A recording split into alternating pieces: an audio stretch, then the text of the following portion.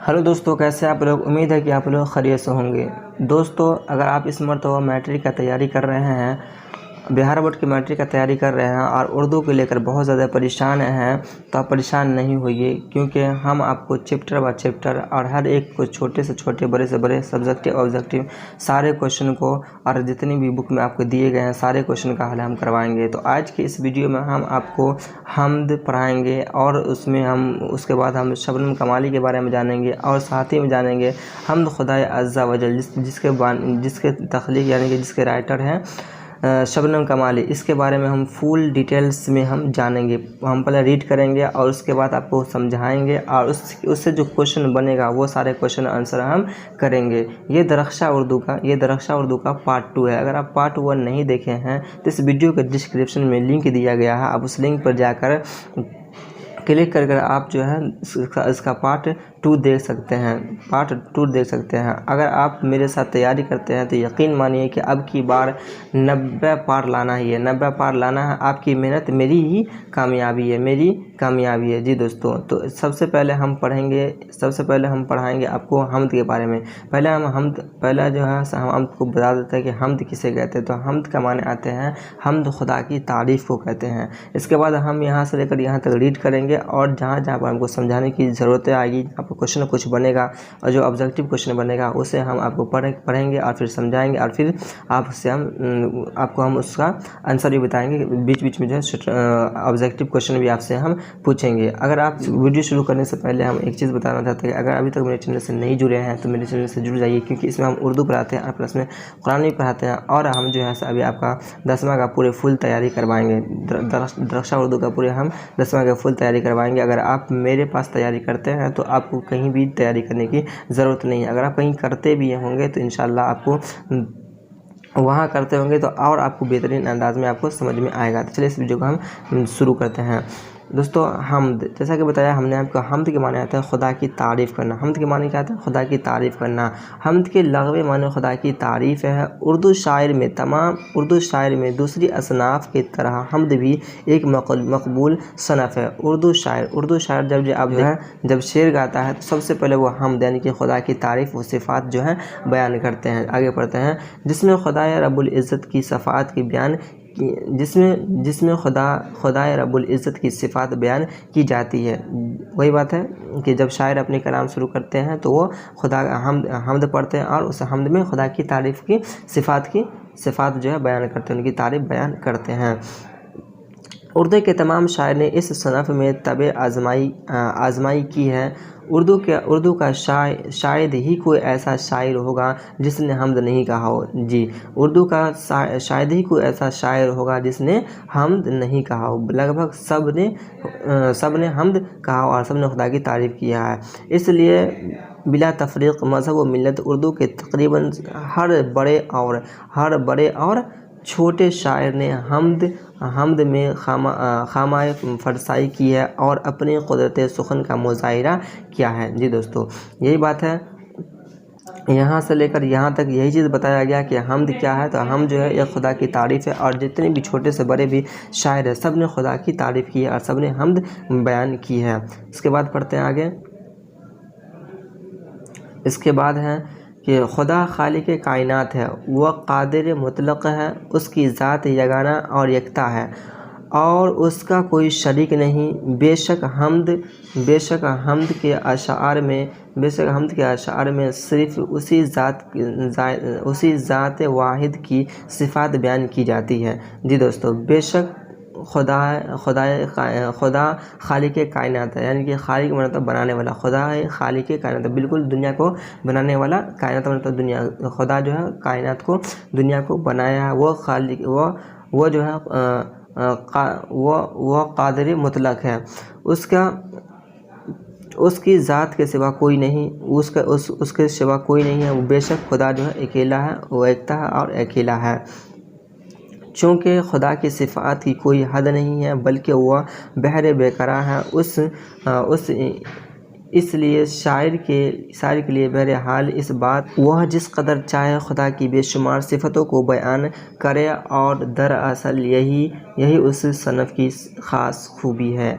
जी दोस्तों, جب شاعر گاتا ہے اور جب شاعر جو ہے حمد پڑھتا ہے تو خدا کی بے شمار جو ہے تعریف کرتے ہیں، اور بے شک کرنی چاہیے، کیوں نہیں کرنی چاہیے؟ جس خدا نے ہم لوگوں کو آنکھ دیا، پھر سے کیا کہتے ہیں، سننے کے لیے کان دیا، بولنے کے لیے زبان دیا، سمجھنے کے لیے دماغ دیا، چلنے پھرنے کے لیے ہاتھ دیا، پیر دیا، ہر ایک چیز دیا، تو خدا نے کیوں نہ ہم خدا کی تعریف کریں، اور خدا کی تعریف کیوں نہ ہم کریں؟ حمد میں جہاں خدائے رب العزت کی صفات کا بیان ہوتا ہے، وہی نعت میں حضور صلی اللہ علیہ وسلم کی شان میں مدح اشعار پیش کیے جاتے ہیں، اسی طرح منقبت میں بزرگان دین، خلفائے راشدین اور اولیاء اللہ کی منظوم تعریف کی جاتی ہے۔ قصیدہ میں کسی بھی شخص کی اوصاف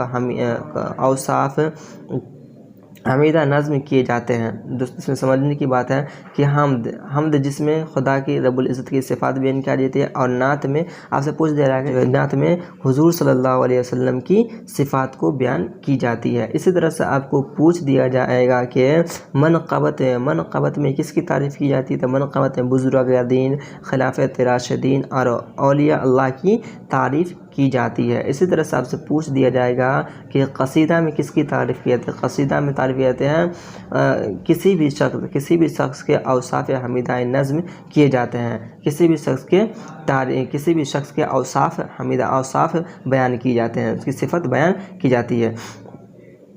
یہ چیپٹر یہیں تک ہے۔ اس کے بعد ہم نیکسٹ پڑھتے ہیں شبنم کمالی کے بارے میں۔ شبنم کمالی کے بارے میں یہ جو ہم پڑھے ہیں اور اس سے جتنے بھی سارے کوشچن آنسر، آبجیکٹیو سبجیکٹیو یا جو بھی کوشچن بنتے ہیں، سارا چیز ہم آپ کو ویڈیو کے لاسٹ میں بتائیں گے، اور آپ کو جو بھی اگلے سال بھی جو بھی پوچھے گئے ہیں وہ سارے چیز بھی ہم کوشچن آنسر سارا چیز کروائیں گے۔ یقین مانیے کہ آپ اگر میرے ساتھ تیاری کرتے تو آپ کو دوسری جگہ جانے کی تیاری کرنے کی کوئی ضرورت نہیں پڑے گی انشاءاللہ، اور میرے ساتھ تیاری کیجیے گا تو انشاءاللہ آپ اچھے سے اچھے نمبر لے کر آ سکتے ہیں۔ دوستو، شبنم کمالی کے بارے میں ہم پڑھ رہے ہیں۔ جناب شبنم کمالی کا تعلق ریاست بہار سے ہے۔ پوچھ دیا جائے گا کہ شبنم کمالی کا تعلق کہاں سے ہے؟ تو ریاست بہار سے ہے۔ اس کا اصل نام تو شبنم کمالی کا اصل نام مصطفیٰ رضا ہے۔ شبنم کمالی کا اصل نام کیا ہے؟ تو مصطفیٰ رضا ہے۔ شبنم کمالی کا اصل نام کیا ہے؟ تو مصطفیٰ رضا ہے۔ شبنم کمالی کا اصل نام کیا ہے؟ تو مصطفیٰ رضا ہے۔ شبنم تخلص ہے۔ اب تخلص کیا ہوتا ہے؟ تو تخلص یعنی کہ نک نیم کو کہتے ہیں، اور ایک بات اور سمجھیے، ایک تو نک نیم کو کہتے ہیں، اور دوسرا وہ کہ جو اپنے شعر میں اپنا نام لکھتے ہیں، یہ جو ابھی شبنم کمالی جو خدا عز و جل لکھے ہیں، اس کے لاسٹ والے مصرے میں یہ اپنا نام لکھے ہیں، وہاں پر ہم آپ کو بتائیں گے۔ تو تخلص کیا ہوا؟ تخلص نک نیم کو کہتے ہیں، اور جو ہے تخلص اس کو کہتے ہیں جو شاعر اپنے شعر میں اپنا نام لکھتے ہیں، جو شاعر اپنے شعر میں اپنا نام لکھتے ہیں۔ ان کی پیدائش 22 جولائی 1938 عیسوی کو پوکھیرا ضلع سیتامڑھی میں ہوئی۔ اگر آپ بک کھولے ہوئے ہیں تو اس سارے کو جو ہے آپ اس کو انڈر لائن کر لیجیے، یہ سارا چیز بھی آئی کوشچن ہے، اس کو انڈر لائن کر لیجیے۔ آپ کو جب پوچھا جائے گا تو یہیں سے پوچھا جائے گا، کہ اس طرح سے پوچھ دیا جائے گا کہ شبنم کمالی کہاں سے تھے، شبنم کمالی کون سے ریاست سے تھے؟ تو یہ بہار۔ کون سے صوبے سے؟ تو بہار سے تھے۔ اس کا اصل نام کیا تھا؟ تو مصطفیٰ رضا تھا۔ شبنم کمالی میں شبنم کیا تھا؟ تو تخلص تھا۔ شبنم کمالی کب پیدا ہوئے؟ تو 22 جولائی 1938 میں پیدا ہوئے۔ شبنم کمالی کہاں پیدا ہوئے؟ کون سے ضلع میں پیدا ہوئے تھے؟ سیتامڑھی میں پیدا ہوئے۔ دیکھ رہے ہیں کتنا کوشچن بن رہا ہے؟ یہی سارا کوشچن آپ کو ایگزام ہال میں آئے گا۔ اس کے بعد پڑھیے کہ ان کی مذہبی منظومات، خاص طور پر نعت شاعری کے کئی مجموعے شائع ہو چکے ہیں۔ شبنم کمالی جو ہے ان کی مذہبی منظومات، خاص طور پر نعتیہ شاعری کے کئی مجموعے شائع ہوئے ہیں، جس میں سے آپ کو کچھ کتاب کا نام یہاں پر دیا ہے، جیسے کہ ان میں انوار عقیدت ہے، ریاض عقیدت ہے، ضیاء عقیدت ہے، فردوس عقیدت ہے اور صباح عقیدت ہے، مشہور ہے۔ آپ کو ایگزام ہال میں پوچھ دیا جائے گا اگر کہ شبنم کمالی کے نعت و شاعری کے مجموعے کے کچھ نام لکھیے، تو آپ اسے یاد کر لیجیے گا اور اس بک میں جو ہے اسے انڈر لائن کر لیجیے، بک میں جو ہے اس کو انڈر لائن کر لیجیے اور اسے آپ زبانی یاد کر لیجیے گا۔ ان کے بک کا نام ہے جس میں نعت اور شاعر، نعت کو تو بارے میں بتایا ہوگا، نعت میں کیا ہوتا ہے، نعت میں جو ہے جس میں جو ہے آپ صلی اللہ علیہ وسلم کی تعریف بیان کی جاتی ہے، تو اس پر جو ہے ان کی کتاب ہے، کون کتاب ہے، تو انوار عقیدت ہے، ریاض عقیدت ہے، ضیاء عقیدت ہے، فردوس عقیدت ہے اور صباح عقیدت ہے۔ یہ ساری کتابیں میں انہوں نے نعت اور شاعر کے لیے نعت و شاعر کے کئی مجموعے شائع ہو چکے ہیں، کئی کتابیں جو ہے اس پر لکھ دی ہیں نعت اور شاعر کے لیے۔ اس کے بعد پڑھیے غزلوں اور نظموں کے بھی کئی مجموعے شائع ہو چکے ہیں، غزلوں اور نظموں کے لیے بھی کئی ساری کتابیں شائع کیے ہیں۔ نصاب میں شامل ہے حمد، یہ حمد جو عنوان ہے یہ حمد خدا عز و جل جناب شبنم کمالی ہی نے لکھے ہیں۔ جیسے کہ آپ سے پوچھ دیا جائے گا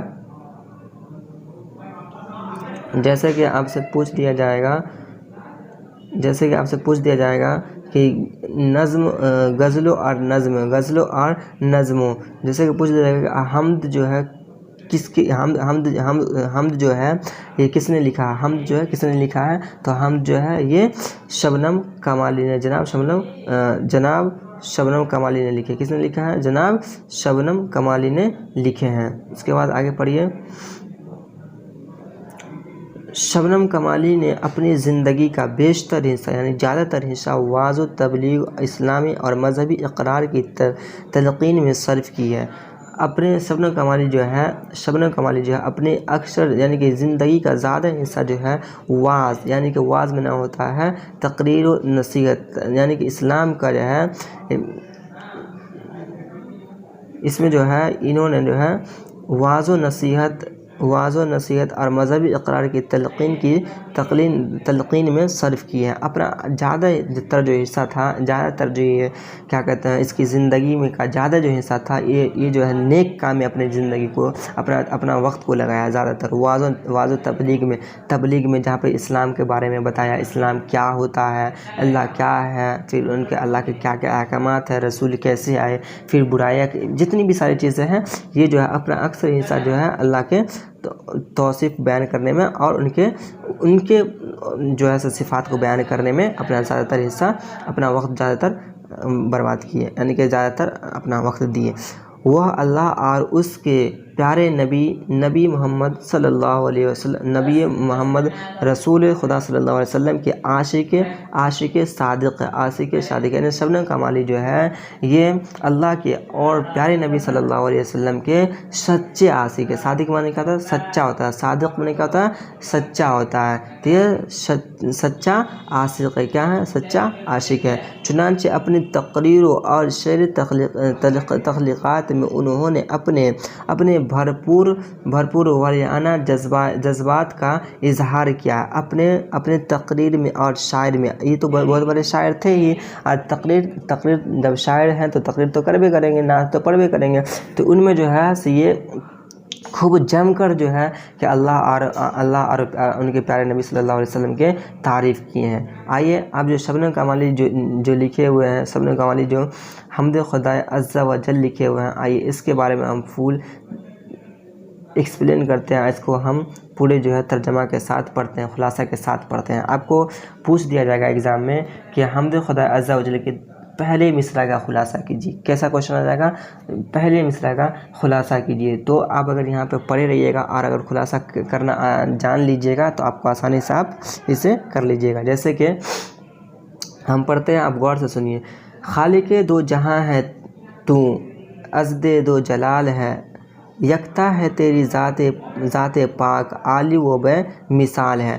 حمد خدا عز و جل، حمد معنی ہوتا ہے خدا کی تعریف، اور عز و جل ہوتا ہے وہی خدا کی تعریف، ٹھیک ہے۔ خالق دو جہاں، خالق معنی ہوتا ہے بنانے والا، دو جہاں یعنی کہ دنیا، بنانے والا تو ہی ہے، خالق دو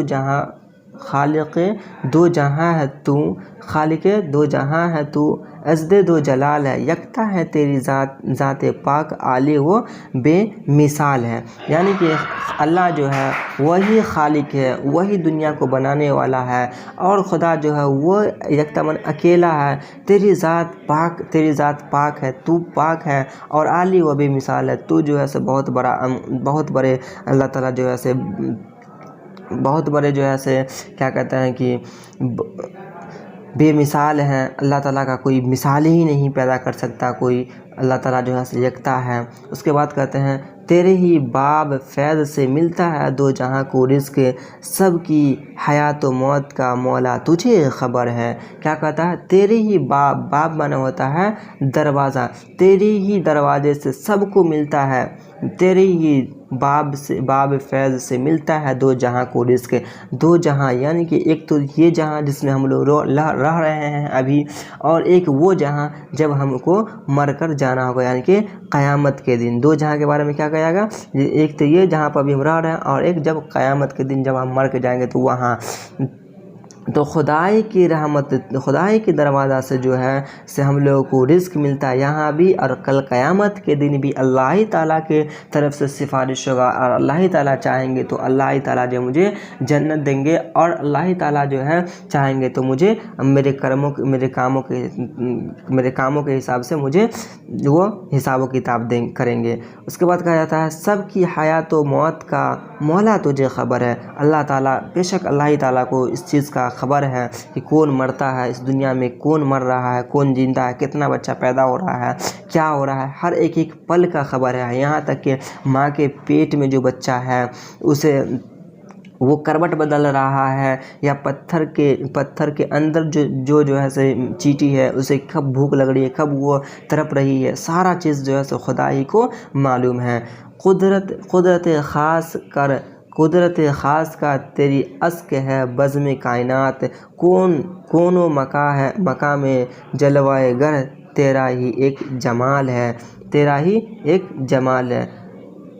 قدرت خاص کر تیرا عکس ہے بزم کائنات، کون و مقام جلوہ گر تیرا ہی ایک جمال ہے۔ اس کے بعد کہا گیا قائم ہے تیرے حکم سے آج بھی نظم زندگی، تیرے سوا کہیں ملے تو یہ زندگی محال ہے، زندگی محال ہے۔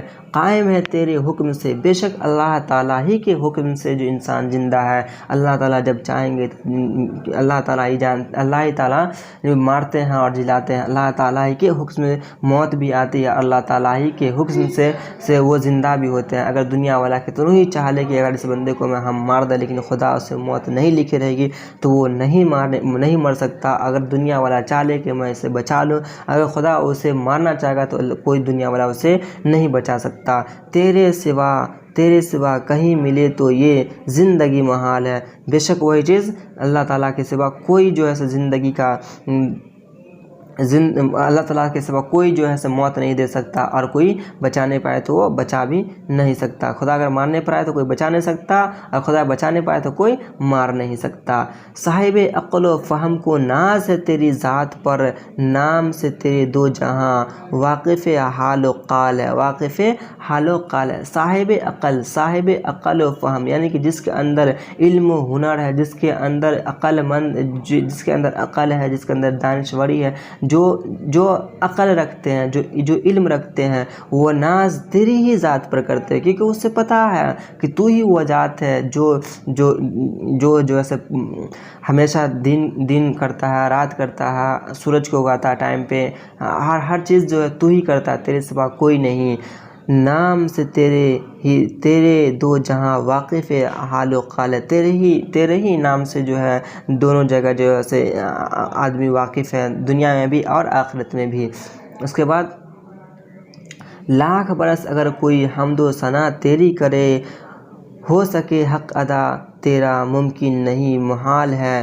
لاکھ برس اگر کوئی حمد و ثنا تیری حمد مانا تعریف ہوتا ہے، ثنا کا مطلب بھی تعریف ہوتا ہے، لاکھ برس بھی اگر کوئی آدمی خدا تعالیٰ کے اگر حمد و ثنا بیان کرتے، اللہ تعالیٰ کا جو ہے تعریف بیان کرتے رہے تو بھی اللہ تعالیٰ کا حق ادا نہیں ہو سکتا، تو بھی اللہ تعالیٰ کا حق ادا نہیں ہو سکتا۔ جب سے بندہ پیدا ہوا تب سے لے کر آخری سانس تک بھی اگر خدا کی تعریف بیان کرتا رہے تو اس کا حق ادا نہیں ہو سکتا۔ کیوں نہیں ہو سکتا؟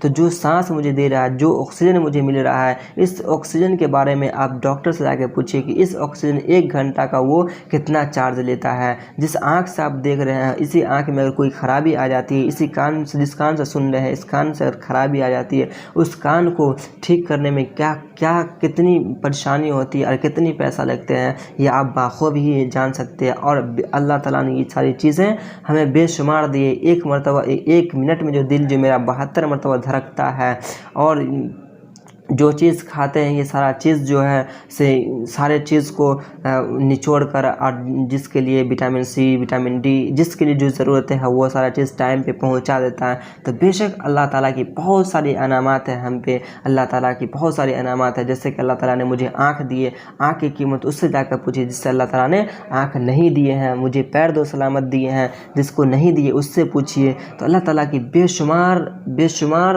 اللہ تعالیٰ کی جو ہے نعمتیں ہم پر ہے، اس کی اگر ہم لاکھ برس بھی اگر ہم جو ہے 1 لاکھ برس بھی اگر اس کی ہم اگر تعریف بیان کرتے رہیں گے تو بھی جو ہے اللہ تعالیٰ کی جو ہے ہم تعریف بیان نہیں کر سکتے۔ چلیے آگے، اس کے بعد کہتا ہے کہ ظلمت دہر میں ہمیں نور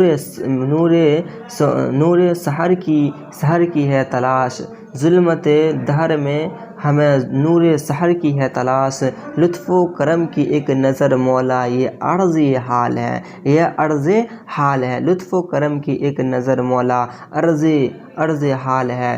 ظلمت و دہر، دھرمت ہوتا دنیا، ظلمت و دہر میں جس دور میں ہم جی رہے ہیں اس میں برائیاں ہو رہی ہے، ہر طرح سے برائی پھیلی ہوئی ہے، اور ہم ایک نور مطلب ہوتا روشنی، ہم جو ہے روشنی کی تلاش میں ہیں۔ بے شک خدا تو ہی جو ہے اپنے لطف و کرم سے مجھے جو ہے کہ روشنی دکھا سکتا ہے، مجھے ایک راہ صالح پر چلا سکتا ہے، نیک راہ پہ چلا سکتا ہے، مجھے برائی سے بچا سکتا ہے، تو ہی بچا سکتا ہے، تیرے سوا کوئی نہیں بچا سکتا۔